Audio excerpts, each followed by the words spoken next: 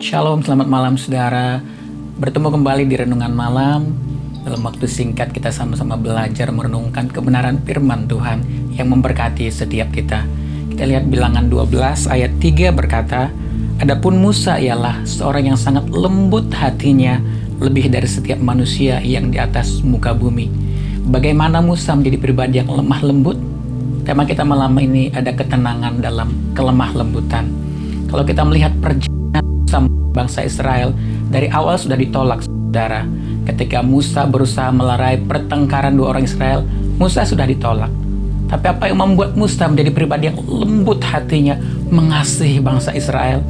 Ketika Tuhan memanggil, menetapkan Musa memimpin bangsa Israel keluar dari tanah Mesir, Musa memilih untuk taat, tunduk pada proses Tuhan. Walaupun Musa tahu bagaimana susahnya menghadapi memimpin bangsa Israel, tapi mari kita melihat Musa juga tidak tenang, saudara. Musa mengalami berbagai tantangan ketika mendengar sungut-sungut bangsa Israel. Bahkan dalam satu peristiwa Musa begitu emosi ketika dia baru turun dari gunung membawa 2 loh batu di tangannya.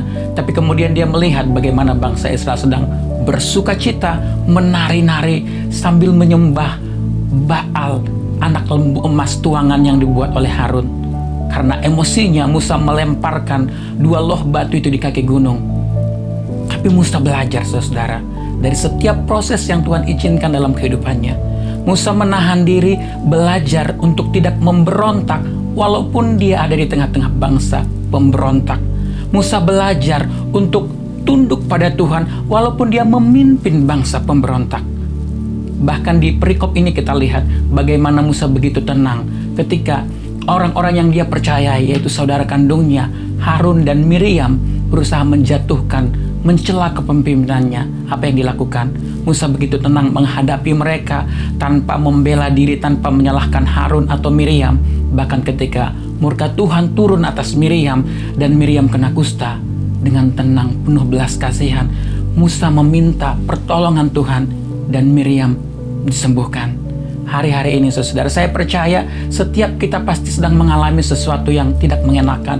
Bahkan mungkin dalam perjalanan kehidupan kita, di tengah-tengah keluarga mungkin, di sekolah, di perkuliahan, di pergaulan, di pekerjaan, bahkan mungkin di pelayanan. Mungkin kita mengalami penolakan, kecewa, terluka. Apa yang kita lakukan? Apakah kita menghindar, membatasi diri, bahkan membuat kita menutup diri? Itu bukan jalan keluar, saudara. Mari lihat Musa.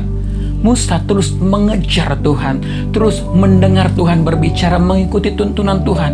Bahkan kalau kita melihat firman Tuhan berkata, Allah berbicara berhadapan muka dengan Musa. Artinya Musa melihat, menikmati keindahan, kemuliaan, kekuatan hadirat Tuhan. Bahkan kita melihat bagaimana Tuhan beberapa kali menawarkan kepada Musa untuk membinasakan bangsa Israel, tapi memberikan kesempatan kepada Musa dan keturunannya untuk menjadi bangsa yang besar. Bukankah Tuhan yang berbicara, saudara? Kalau mungkin saya akan menerima. Tapi itulah kelembutan hati seorang Musa. Musa berusaha melunakkan hati Tuhan untuk mengampuni bangsa Israel, memberi kesempatan kepada bangsa Israel.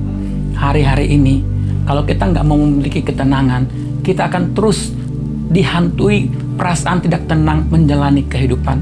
Lembut hati berarti ada kerendahan hati, ada kesabaran, penurut. Artinya kita belajar dituntun, mudah ditegur, mudah meresponi.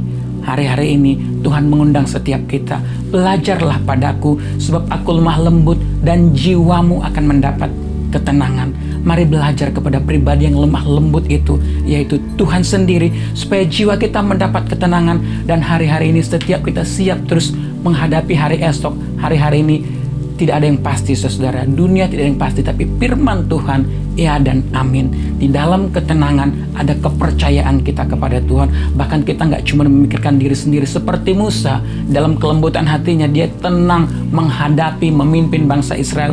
Terus punya kasih kepada bangsa Israel. Itu yang harus kita lakukan hari-hari ini. Kita tetap mempersiapkan hidup kita dan punya belas kasihan buat jiwa-jiwa. Kita terus memuliakan Tuhan sampai Tuhan Yesus datang. Tuhan Yesus memberkati.